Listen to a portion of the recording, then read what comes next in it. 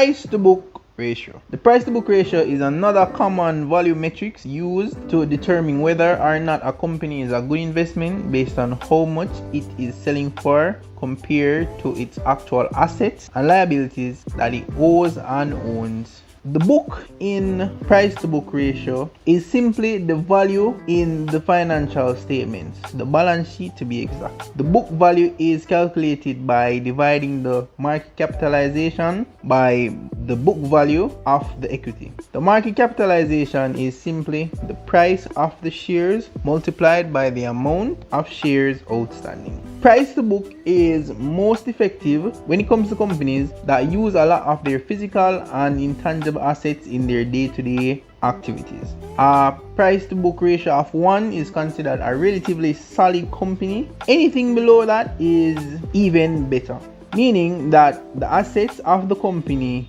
are worth more than the price it is selling for on the market. While if it is above 1, this means that the assets in the company are worth less than the price it is being sold for on the market. Take for example Cygnus Real Estate Finance Limited and Edifocal. Cygnus Real Estate, as you know, is a real estate company, which means that most of the assets are physical structures, as it requires tenants in order to generate cash flow.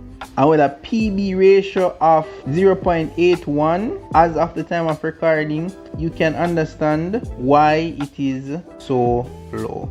As it relates to Edifocal, which is a tech company which does not need as much asset to operate, it has a PB ratio of 39.67 compared to Cygnus Real Estate Limited. Truth is, PB ratio works ideal for companies that mainly uses physical and intangible assets significantly in their day-to-day operations. But that is not the only metrics you have to calculate a stock's viability to invest in. You also have growth rate and return on equity. But I will leave that for our next video. So remember to pump the stock, subscribe, catch you in the next video. Love you guys.